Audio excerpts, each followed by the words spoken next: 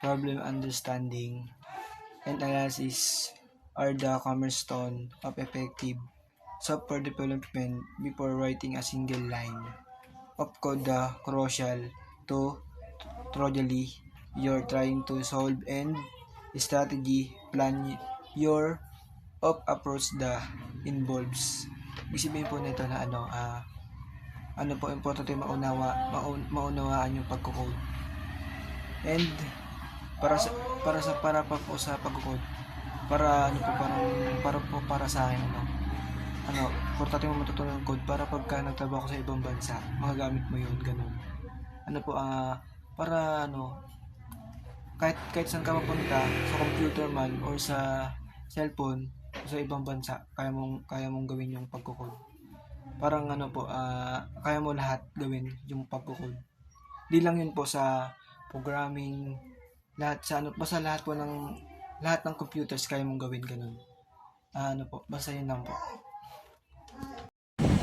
Magandang araw po sa inyo lahat. Today, we'll be presenting our algorithm for one of the most common financial tools we use, the ATM system. Basically, our program is made to handle different types of users by having 3 account tiers: Basic, Premium, and VIP.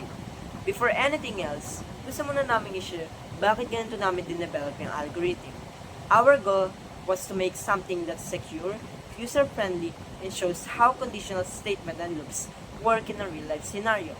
We base our design on how real banks actually work with different account levels offering different privileges. So we divided our algorithm into 3 major parts, which is number 1, initialization, which is to set up all the data. Number 2, main loops, which is to keep the ATM running and continuously. 3, security and login process, which is to protect users' access and prevent unauthorized use. In short, we wanted a system that's always ready, organized, and safe. Now we'll be proceeding to step 1, initialize data. This is where everything starts. We begin by setting the initial data for the system. We assign the starting balances for each account. Like for the basic account, we have 10,000 pesos, premium account 20,000 pesos, and VIP account for 50,000 pesos. We also make sure that all accounts are unlocked at the start. This step is very important because it sets a clear starting point for all the variables, which helps prevent any error during transactions. Parang foundation lang, kung hindi maayos ang start, magkaka-problem sa mga susunod. Next is step 2, main program loop. Now, this part is the heart of the program, the main loop. This loop keeps the ATM system running continuously as long as it's not set to exit. So basically, habang bukas ang system, pwede siyang gamitin ng mga users one after another. Inside this loop, we also added a security condition. If all 3 accounts are locked, the system will automatically shut down. This prevents wasted operations when no accounts are usable anymore. If not, the loop resets important variables like is logged in, account number, PIN number, and the attempt counter. This ensures that every new users get a clean start. In short, these loops make sure the ATM is always available for the next customer. Step 3, login process. Next is the login process. This is where security really comes in. When a user starts, the system asks for their account number and PIN. There are 3 main things happening here. Input validation, which is the system checks if the user's input is numeric. If not, it shows invalid input, numbers only. Then it loops back to us again. Number 2, account lock check. The system checks if the user account is currently locked. If it is, the user can't log in anymore. This acts as a strong security measure. And number 3, authentication and tier assignment. If the input is valid and account isn't locked, the system authenticates the user and assigns the correct tier. Each tier has its own privileges and withdrawal limits. Finally, if the user fails to log in 3 times in a row, the account gets locked automatically to stop brute force attempts. So even if it's someone skip guessing, they won't get through. And that's the first part of our system, from setting up the data to the main loop and the login process. Up next, my partner, Alan Jerez, will continue by explaining how the core transactions work, like balance inquiry and withdrawal process. Thank you. Now that the user is logged in, we move to step 4, transaction session. The user can choose from these options: check balance, withdraw, deposit, or exit. For check balance, the system displays the account type and current balance. For withdraw, it asks for the amount and checks if it's valid. If the amount is more than the current balance and the account is in VIP, it says insufficient funds. It also checks if the withdrawal exceeds the limit. If everything's okay, it deducts the amount and shows withdrawal successful.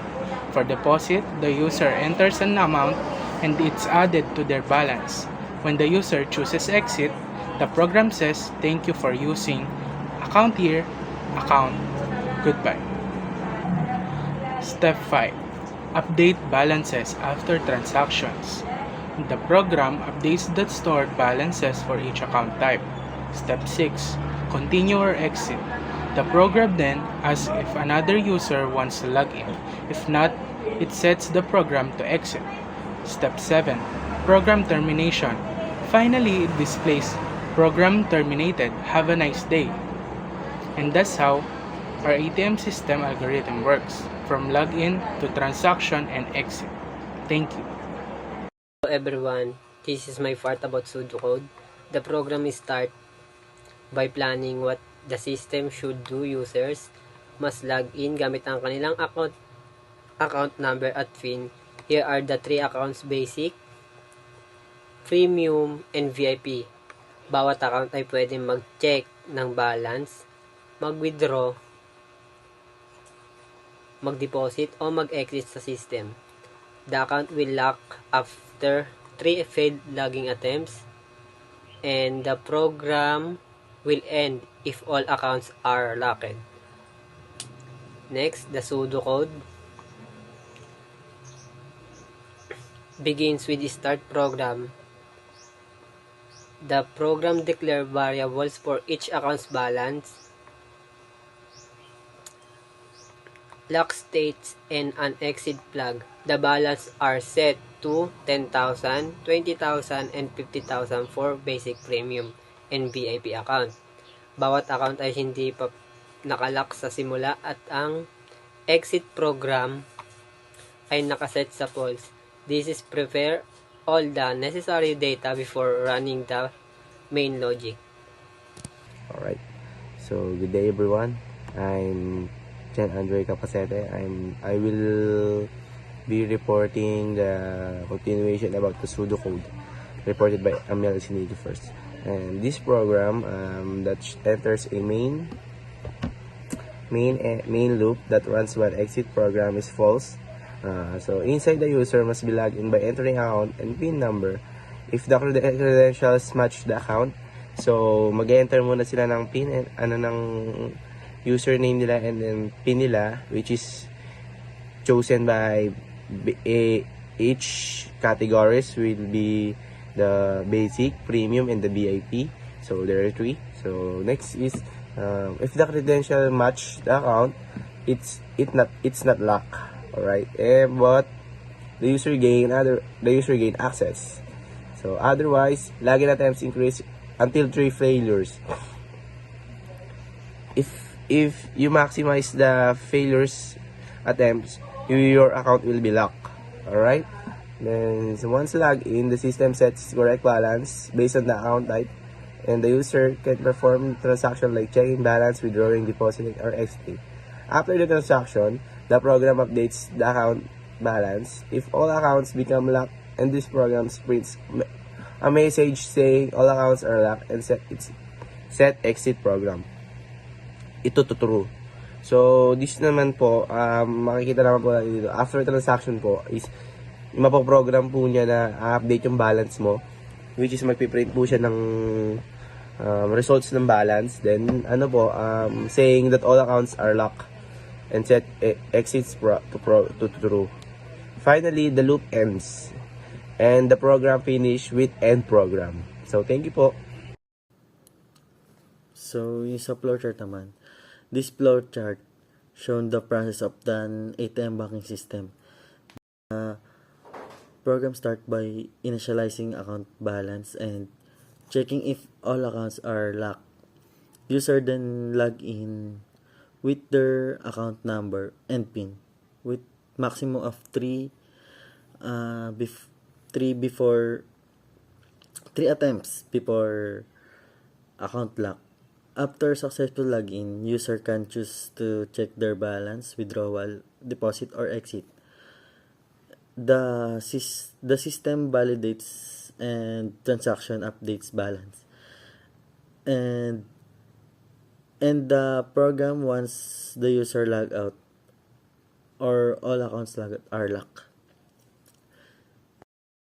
So, ito po yung which is yung for and sa decision ng int ay equivalent to equals to 0 which is yung I naman po ito po yung decision tapos nandito po yung increment.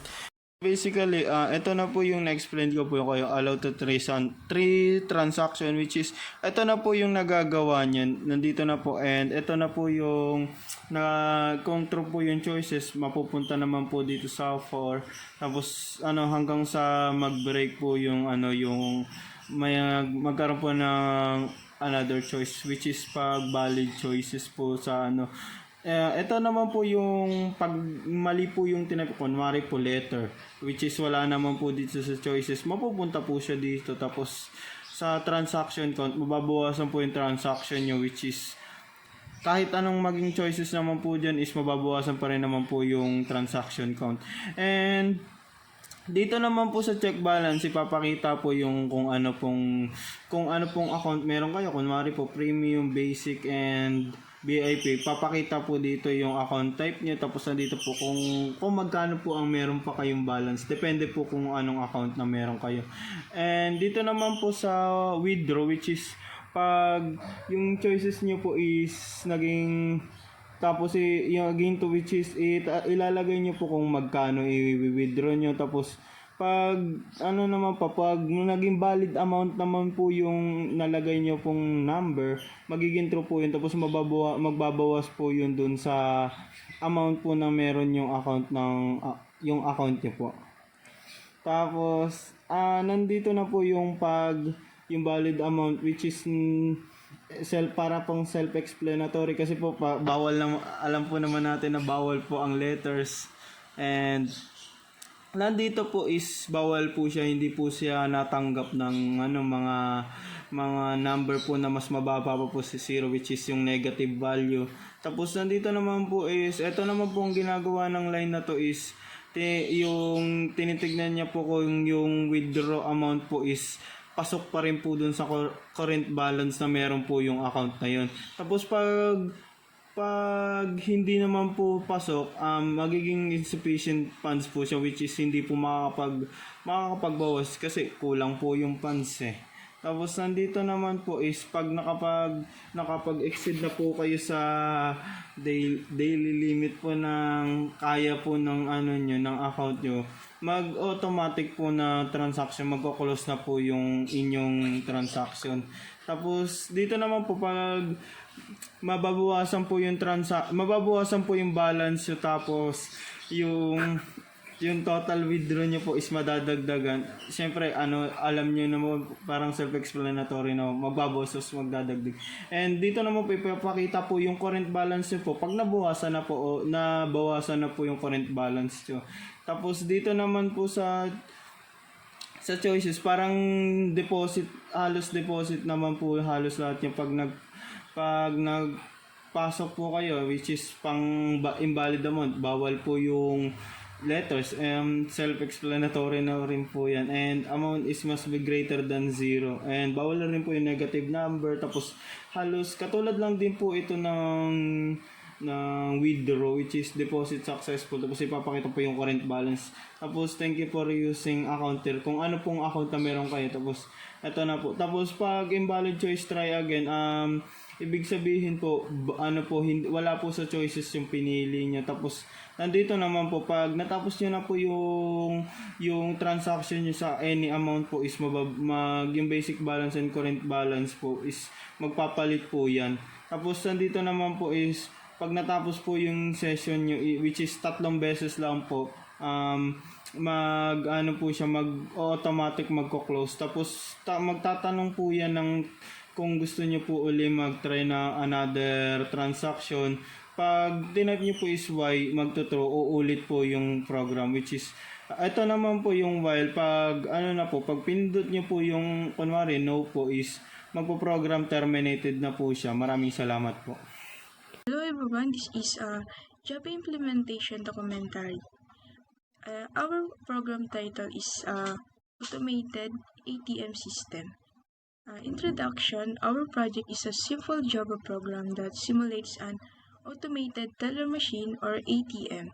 It allows a user to log in into one account, check their balance, withdraw money, and deposit money. The program uses basic Java concepts such as loops, conditional statements, user input, and error handling.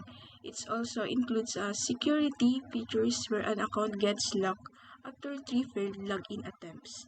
We made this program to apply what we learned in Java programming, especially about logic building, control flow, and user interaction using console input.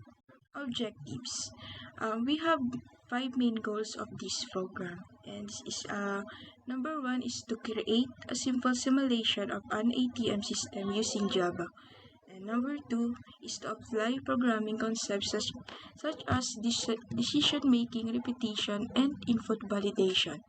Number 3, to show how to handle multiple user accounts with different balance and withdrawal limits. Number 4, to demonstrate how to lock an account after several failed login attempts. And the last one is to improve our understanding of Java using Buffer Reader. Program description. The name of our program is AATM. It uses the Buffer Reader class to read input from the user in the console. There are 3 accounts with predefined account numbers, PIN, and balance. And this is a basic account, premium account, and a VIP account. Each account has its own withdrawal limit. And number 1 is a basic, is a 25,000, and the premium is 50,000, and the VIP is 999,999 pesos. The program started by asking the user to log in with an account number and PIN. After logging in successfully, the user can do up to 3 transactions before the session ends. Conclusion. In conclusion, this Java program successfully simulates a simple ATM system. It helps us practice the use of conditional statements, loops, and user input validation. We also learn how to implement basic security features such as locking accounts after several failed attempts. Through this project, we realize how programming logic can be used to solve real-world problems and how important it is to handle errors and invalid input properly. And thank you.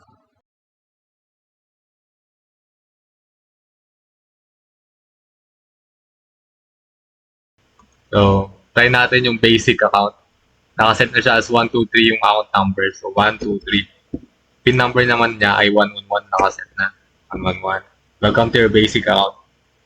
Check natin yung balance dapat. 10K. Yan.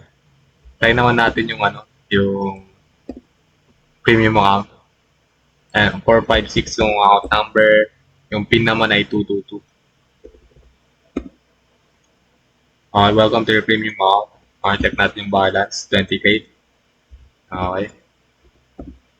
Try naman natin yung VIP account. 789-333.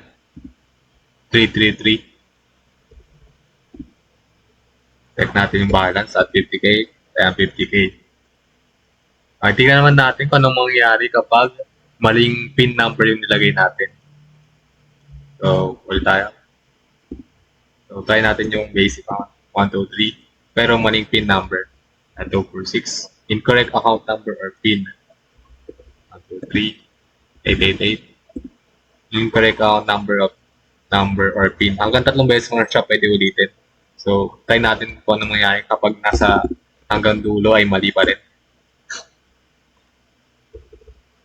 555. Ayan.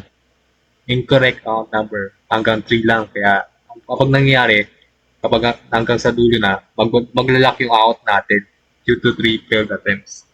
So, yan na. Nagana yun. Try ulit natin kung ano mangyayari kapag pag ginamit mo ng tamang PIN number, which is yung 111. Wala na, nakalock na siya. Try another user. Hindi mo na siya mababalikan. Okay.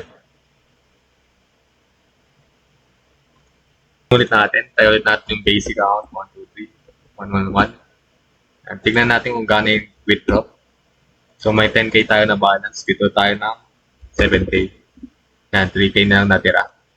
Deposit naman tayo. Balik natin yung 7k. Yan, 10k na ulit. So napansin mo, hanggang 3 beses ka lang pwede mag-transact. Ang transaction 3 of 3. Ano mangyayari pag inubos mo talaga yung transaction limit mo? So check balance natin, 10k. And transaction session ended. You want to log in as another user. So kailangan mo ulitin 111 para umulit yung transaction limit mo. Okay, try naman natin kung anong mangyayari kapag try mong mag-withdraw ng sobra sa balance. So may may 10k na balance. Kapag 11k naman withdraw natin, insufficient funds. So uulit na naman yan kasi bawal talaga. Okay.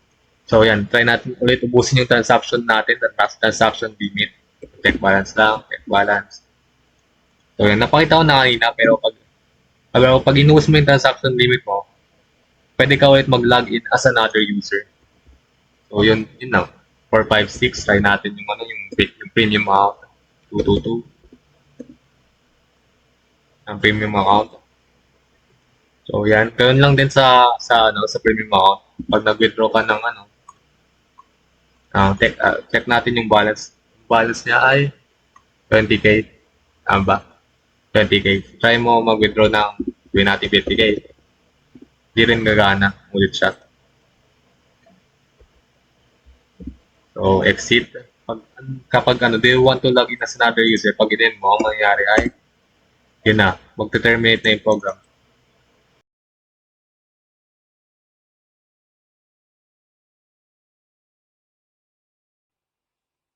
In this part of the project, I'll be showing the debugging process for our simple banking system program.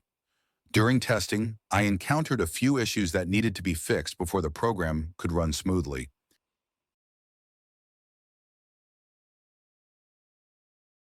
The first issue I encountered was an error related to the CP1252 encoding.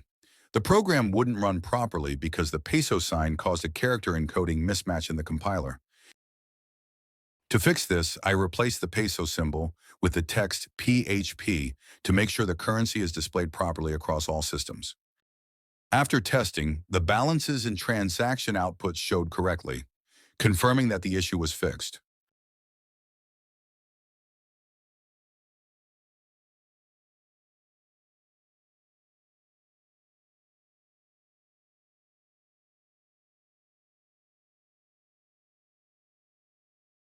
After finishing the basic login and transaction system, I noticed that the program didn't actually lock an account after 3 failed login attempts. The program would simply terminate after 3 failed login attempts. It didn't allow other users to log in, which wasn't the intended behavior. To fix this, I added a counter that tracks failed login attempts for each account. Once the count reaches 3, the program automatically marks that specific account as locked. I also made sure that once an account is locked, it can't log in again until the whole program is restarted. After debugging, the system now properly displays messages like basic account locked due to 3 failed attempts and prevents further logins for that user.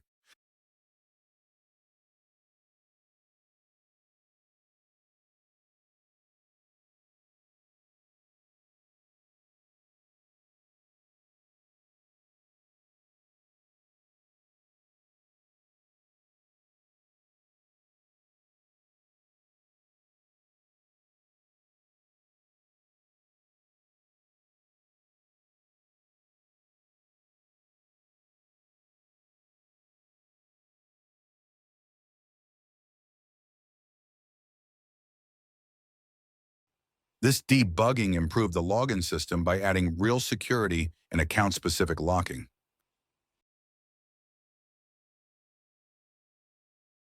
After implementing the login and account lock system, I started testing the transaction section. I noticed that even though it was supposed to limit users to 3 transactions per session, the program didn't always handle the limit correctly. The issue was that when a user entered invalid inputs, like letters or wrong options, the program still counted it as one transaction. This caused users to lose turns without completing a real transaction. To fix it, I changed the loop to a for loop for easier control and made sure that invalid inputs don't count as a transaction. I added checks for every input to confirm that it's numeric before proceeding. Next, I added a session logout feature that automatically ends after 3 successful transactions. This makes the system more realistic and secure. After debugging, the system now properly ends the session after 3 transactions and asks the user if they want to log in again. Invalid inputs are handled correctly, and users can smoothly continue with another account.